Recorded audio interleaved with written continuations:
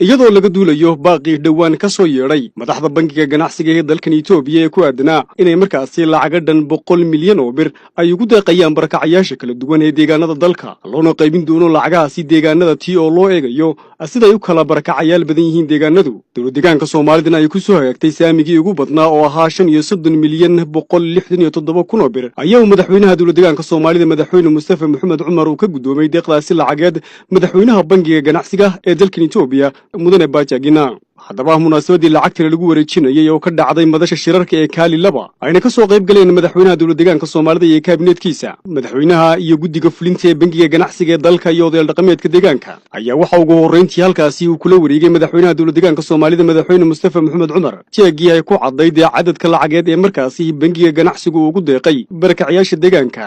kadibna madaxweynuhu waxa uu cadeeyay in lacagtani uu bangiga ganacsigu ugu deeqay barakacayaasha deegaanku ay kaalin ka qaadanayso wax ka bedelka nolosha bulshada barakacayaasha ee deegaanka aad iyo aad u salaamantiin dhammaan mas'uuliyiinta iyo marti sharafta kale ee isugu timid galabta xafladan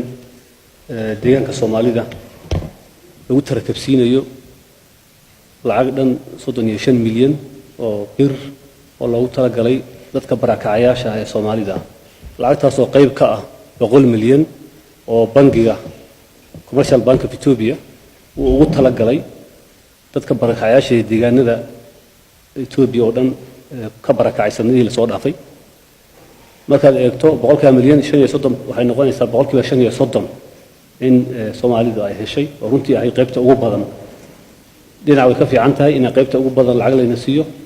dhinaca kalena waxay muujinaysaa in inagu dhibaatada ugu badan aan qabno oo dadka ugu barakaca badan inaga aan nahay labada dhinac way leedahay labada laga yeeri karaa marka waxay muujinaysaa in bangigu uu diyaar u yahay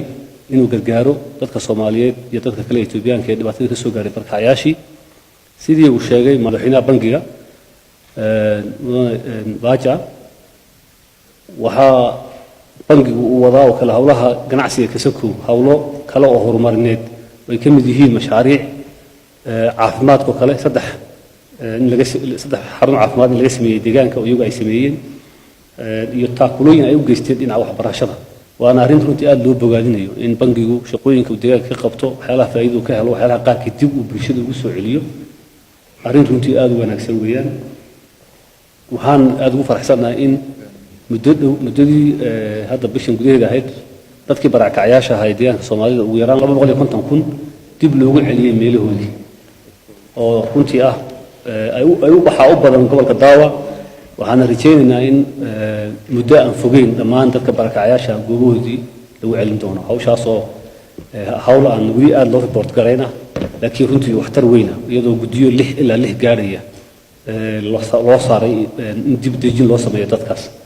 way ka mid yihiin barakacayaasha qoloji waxaan dareensanahay in bangigu walow hawlahaas u dhan qabtay haddana ka faa'iideysiga lacagaha deynta oo kala maadaama dhaqanka deegaanka dadka ku nool una aad u waafaqsanayn ka faa'iideysi badan xagga dadka inayna jirin taas oo keentay in horumarka shacabkeenu ku tiirsanaado dawladda oo kaliya oo dadkii fikirka fiican hayay lacag ayna haysan kaabta ay ku bilaabo mashaariicda sidaa daraadeed waxaan ka codsanaynaa bangiga oo aan kala wada hadalay caawana aan ka sii wada hadli doonaa in si waafaqsan shariicada la diyaariyo barqorshayaashii dadka Soomaalida gaar ahaan dhalinyarada barashaqada aad u fara badan oo culays ballaaran ku ah bulshada ay uga faa'iido ganacsatadu ay uga faa'iideysan lahaayeen bangiga deymaha uu bixiyo iyo lacagaha uu hayo taas inaan xooga saarno maadaama arrintaas ay tahay arrin wax ka qayb qaadan doonta shaqo abuurka iyo weliba maalgashiga deegaanku u baahan yahay si uu hore ugu sii socdo dhankiisana madaxweynaha bangiga ganacsiga ee dalka mudane baajagina ayaa cadeeyay in ka sokow deeqdani lacageed uu bangiga ganacsiga ee dalku